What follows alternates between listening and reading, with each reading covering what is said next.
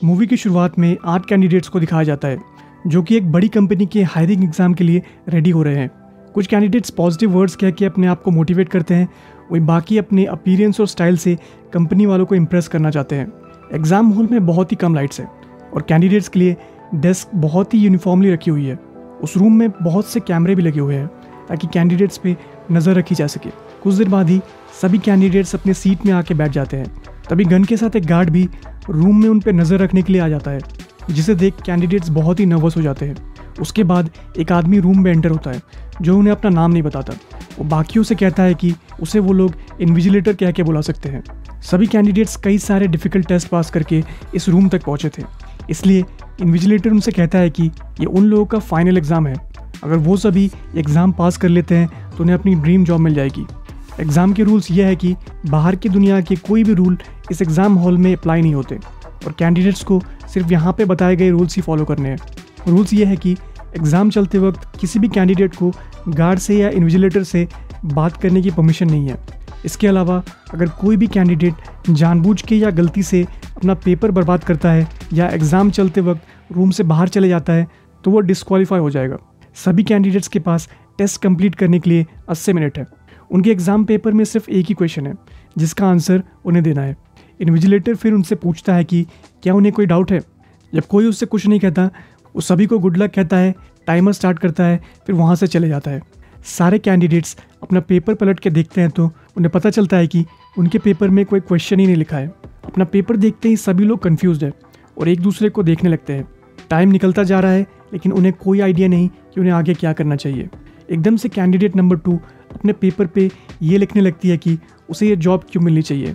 उसके ऐसा करते ही रूम में लगा कैमरा उसके पेपर पे जूम करने लगता है, जिसके बाद गार्ड को ऑर्डर दिया जाता है कि उसे रूम से बाहर निकाल दिया जाए क्योंकि उसने अपने पेपर को बर्बाद कर दिया है।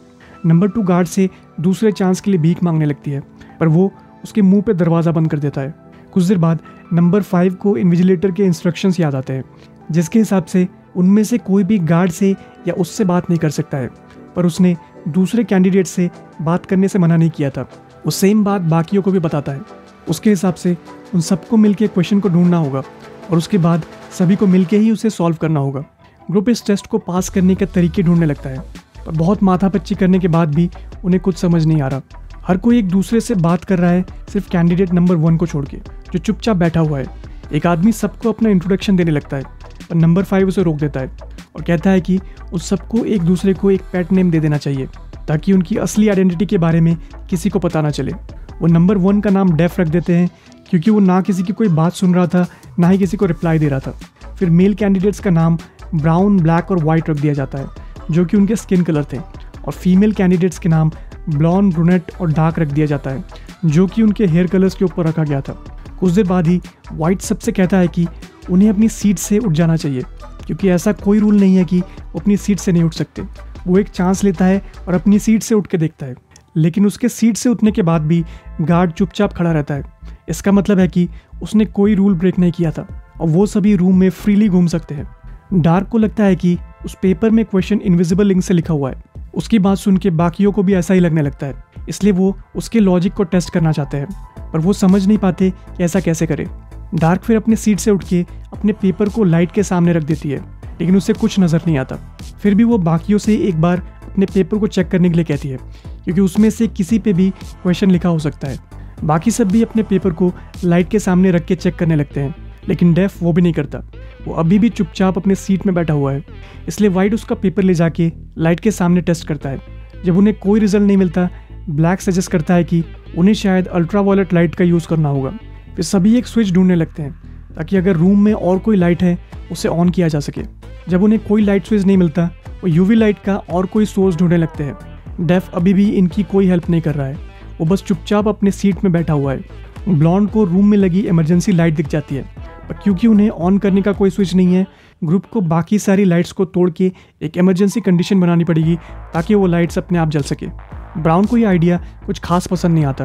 वो कहता है कि ऐसा करने पे वो सभी डिस्क्वालीफाई हो सकते हैं, इसलिए वो सभी वोट करते हैं और ज़्यादातर वोट ब्लॉन्ड के प्लान को ही मिलते हैं। रूम के सारे लाइट्स तोड़ने के बाद एकदम से इमरजेंसी ब्लैक लाइट जल जाती है। सभी अपने पेपर्स में फिर से क्वेश्चन ढूंढने लगते हैं डेफ को छोड़ के, लेकिन बहुत जल्द उन्हें पता चल जाता है कि उसमें कुछ लिखा ही नहीं है। ब्रूनेट सभी से कहती है कि उस लाइट के सामने वाले ग्लास को तोड़ के देखते हैं, हो सकता है कि फिर कुछ दिख जाए।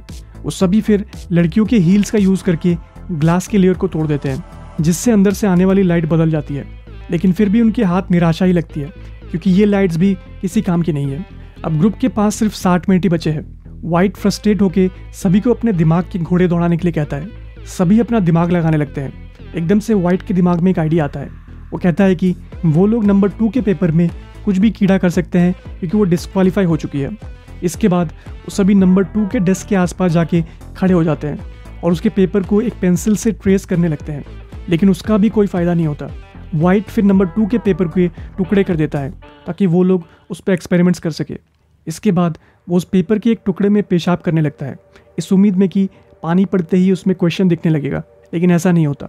ब्लैक और वाइट ये लेके बहस करने लगते हैं कि उन्हें आगे क्या ट्राई करना चाहिए, लेकिन तभी डेफ एकदम से रोने लगता है। उसे रोता देख सभी का ध्यान उसकी तरफ जाने लगता है। डेफ फिर फ्रेंच में कुछ बड़बड़ाने लगता है। वो सबसे कहता है कि क्या उन्हें अपने पेपर में कुछ दिखाई दे रहा है। वो ये भी क्लेम करता है कि सभी को अपने पेपर पे अपना फेस दिखना चाहिए। बाकियों को लगता है कि वो एक पागल है, इसलिए कुछ भी बड़बड़ा रहा है। वो सभी फिर अपने नए आइडियाज़ डिस्कस करने में लग जाते हैं। सभी को ब्राउन की बात सुन के एक बड़ा झटका लगता है। उसे लगता है कि ये कोई एग्ज़ाम नहीं है, बल्कि वो लोग एक सट्टे लगाने वाली शो का हिस्सा है। इस कंपनी के सभी बोर्ड मेंबर्स ने इस रूम में किसी ना किसी पे सट्टा लगाया है, और वो लोग ये भी देखना चाहते हैं कि प्रेशर में कौन ठीक से सोच पाता है। डार्क को लगता है कि कंपनी के बोर्ड मेंबर्स इतने वेले नहीं बैठे हैं और इससे उनकी कंपनी लॉस में जाएगी। और ब्राउन को लगता है कि उन सभी के पास इतना पैसा है कि अब उन्हें प्रॉफिट लॉस से कोई फ़र्क नहीं पड़ता। इसके बाद सभी अपने आइडियाज़ सुनाने लगते हैं। कुछ लोगों को लगता है कि इन सब के पीछे इन्विजिलेटर का हाथ है, वहीं बाकी कंपनी के CEO को ब्लेम करने लगते हैं। कोई भी इस एग्ज़ाम के प्रेशर को झेल नहीं पा रहा है, जिस वजह से वो लोग एक दूसरे को बुरा भला सुनाने लगते हैं।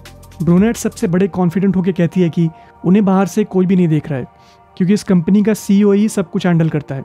उसी के पास कंपनी के सारे राइट्स भी हैं।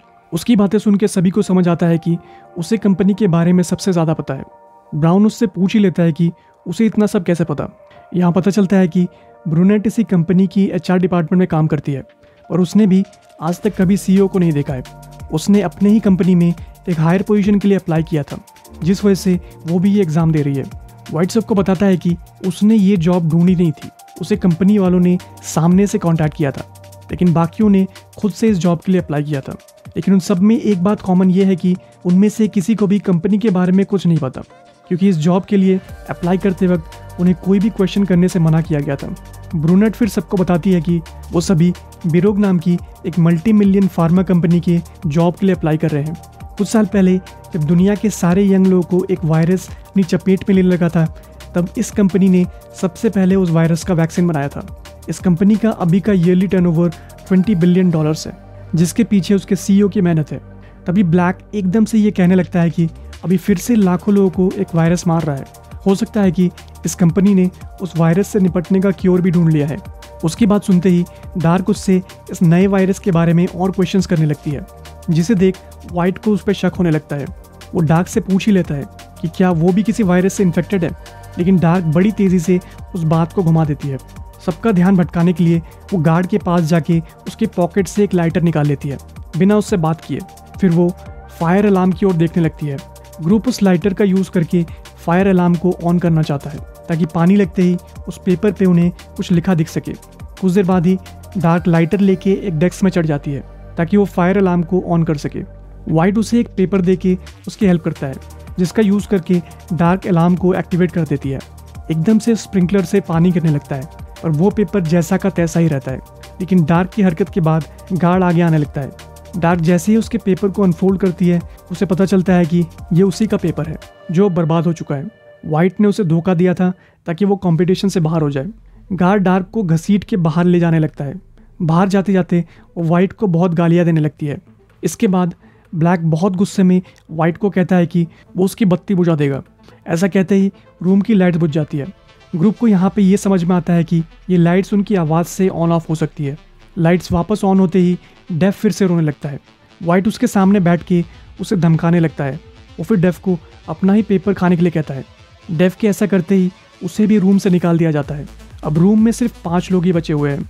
ब्लैक बाकियों के साथ बुरा बिहेव करने के लिए वाइट को गालियाँ देने लगता है, और वाइट सबसे कहता है कि उन्हें तो उसे थैंक्स कहना चाहिए क्योंकि उसी ने 2 लोगों को निकाल के कंपटीशन कम कर दिया है। वो तो ये भी दावा करता है कि उसे पता है कि क्वेश्चन क्या है, पर वो किसी को नहीं बताना चाहता। वाइट की बातें ब्लैक से अब झेली नहीं जा रही है, इसलिए वो उसे एक मुक्का मार के बेहोश कर देता है।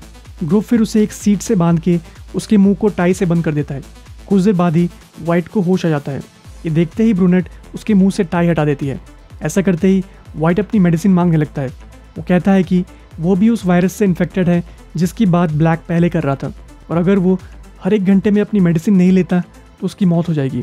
ब्लैक वाइट के पॉकेट में उसकी मेडिसिन ढूंढने की कोशिश करता है, पर उसे कुछ नहीं मिलता। इसे देख ग्रुप को लगता है कि वाइट बस बहाने बना रहा है ताकि वो लोग उसे जाने दे, लेकिन वाइट ये क्लेम करता है कि उनमें से किसी ने उसकी मेडिसिन छिपा दी है, और अगर वो लोग उसे मेडिसिन दे दे तो वो सभी को बता देगा कि क्वेश्चन क्या है। बहुत जल्द वाइट फिर से बेहोश हो जाता है और उसके हाथ कांपने लगते हैं। बाकियों को लगता है कि वो नाटक कर रहा है, पर ब्लैक को लगता है कि वाइट को वायरस की वजह से मिर्गी के दौरे पड़ रहे हैं। सभी लोग वाइट की मेडिसिन ढूंढने लगते हैं, पर उन्हें पूरे रूम में कुछ नहीं मिलता। अब एग्ज़ाम ख़त्म होने में सिर्फ 15 मिनट ही बचे हुए हैं, इसलिए वो सभी एक दूसरे को चेक करने लगते हैं। ब्रूनेट को ब्राउन पे शक है, और वो सही भी थी क्योंकि उसे वाइट की मेडिसिन ब्राउन के डेस्क के नीचे एक च्युइंगम से चिपकी हुई मिलती है। वो मेडिसिन वाइट को खिलाने की कोशिश करती है, ब्राउन एकदम से उसे एयर वेंट में फेंक देता है। बाकी सभी मेडिसिन को बाहर निकालने की कोशिश करते हैं, पर ब्रूनेट डर जाती है और कैमरे के सामने जाके इन्विजिलेटर से वाइट को बचाने की रिक्वेस्ट करने लगती है। क्योंकि उसने इन्विजिलेटर से बात कर ली थी, वो तुरंत डिस्क्वालीफाई हो जाती है। उसके जाने के बाद ब्लॉन्ड अपने बॉबी पिन का यूज़ करके मेडिसिन को बाहर निकाल लेती है और वाइट की जान बचा लेती है। मेडिसिन देने के बाद वो वाइट को खोल भी देती है। उसके थोड़ा ठीक होते ही सभी उससे पूछने लगते हैं कि इस एग्ज़ाम का क्वेश्चन क्या है, क्योंकि उसने पहले ये प्रॉमिस किया था। वाइट उन्हें बताता है कि वो लोग खुद ही इस एग्ज़ाम का क्वेश्चन है। वो सभी लोग शुरुआत से अपने एग्ज़ाम के क्वेश्चन को ढूंढने की कोशिश कर रहे हैं, और वाइट को लगता है कि वहाँ कोई क्वेश्चन है ही नहीं। जो भी एग्ज़ाम में आखिर तक बचा रहेगा वो इन सब का आंसर होगा। बाकी लोगों को भी उसकी बात ठीक लगने लगती है, पर इससे पहले कि वो कुछ कर पाते, वाइट दौड़ के गार्ड के पास उसकी गन लेने जाने लगता है, पर तभी ब्लैक उसे धक्का देके गन अपने कब्जे में ले लेता है। वो अपनी गन वाइट की ओर पॉइंट कर देता है, लेकिन गन पकड़ते ही डर के मारे उसके हाथ कांपने लगते हैं। इसे देख वाइट मौके का फ़ायदा उठा लेता है और ब्लैक पे अटैक कर वो गन ले लेता है। वो ब्लैक को शूट करने ही वाला था कि तभी उसे रियलाइज़ होता है कि उस गन में फिंगरप्रिंट सेंसर लगा हुआ है। इसलिए वाइट गार्ड के हाथ का यूज़ करके सबको डराने की कोशिश करता है। वो बाकियों को रूम से अपने आप बाहर निकल जाने की धमकी देने लगता है ताकि सिर्फ वो उस एग्ज़ाम में पास हो सके। ब्राउन को अपनी जान इस जॉब से ज़्यादा प्यारी है, इसलिए वो चुपचाप रूम से बाहर चले जाता है। डरी हुई ब्लॉन्ड भी धीरे धीरे बाहर जाने लगती है, और बाहर जाने से पहले वो ज़ोर से लाइट्स ऑफ कह देती है। एकदम से रूम की सारी लाइट्स बंद हो जाती है, जिसे देख वाइट रैंडम डायरेक्शन में शूट करने लगता है। जब लाइट्स वापस आती है, ये दिखाया जाता है कि ब्लैक को गोली लग चुकी है, जिस वजह से वो फ्लोर पे पड़ा हुआ है। वाइट पीछे मुड़ के देखता है तो उसे ब्लॉन्ड का एक पैर अभी भी रूम के अंदर दिखता है। वो उसे भी गोली मारने वाला है, लेकिन तभी वो नोटिस करता है कि टाइमर रुक चुका है, जिस वजह से वो कैमरे तक चल के जाता है और इन्विजिलेटर को कहता है कि वो इस कंपटीशन का विनर है। तभी पीछे से गार्ड उसकी तरफ चल के आता है और उससे अपनी वॉच में टाइम दिखाता है। वाइट ये देख के शॉक में है कि अभी भी उनका एग्ज़ाम ख़त्म होने में 20 सेकंड बचे हुए हैं, जिसका ये मतलब है कि इन्विजिलेटर से बात करने की वजह से वो भी डिस्क्वालीफाई हो गया है। यहाँ ये बताया जाता है कि डेफ ने बड़े टाइमर को चेंज कर दिया था जब ये सभी दूसरी चीज़ों में बिजी थे। आखिर में रूम में सिर्फ ब्लॉन्ड ही बची हुई है। वो रूम में आके डेफ के ग्लासेस उठाती है, जो तब गिर गए थे जब उसे गार्ड बाहर ले जा रहा था। उस ग्लास का यूज़ करके वो पेपर को देखती है तो उसे उसमें क्वेश्चन 1 लिखा हुआ दिखता है। तभी डेफ एकदम से रूम में आके उसे ये कह के चौंका देता है कि वही इस कंपनी का CEO है। ब्लॉन्ड उस तक चल के जाती है और उसे कहती है कि नो। ये सुनते ही CEO और इन्विजिलेटर स्माइल करने लगते हैं, क्योंकि ब्लॉन्ड को क्वेश्चन समझ आ गया था और उसने उसका सही रिप्लाई भी दे दिया था। यहाँ ये बताया जाता है कि इन्विजिलेटर ने एग्ज़ाम शुरू होने से पहले उनसे एक क्वेश्चन किया था, जो कि क्वेश्चन 1 था। इन्विजिलेटर ने सबसे पूछा था कि क्या किसी को कोई डाउट है। उन्हें बस उसी का आंसर देना था। पूरे एग्ज़ाम को इस हिसाब से सेट किया गया था कि CEO लोगों की समझदारी और प्रेजेंस ऑफ माइंड को टेस्ट कर सके।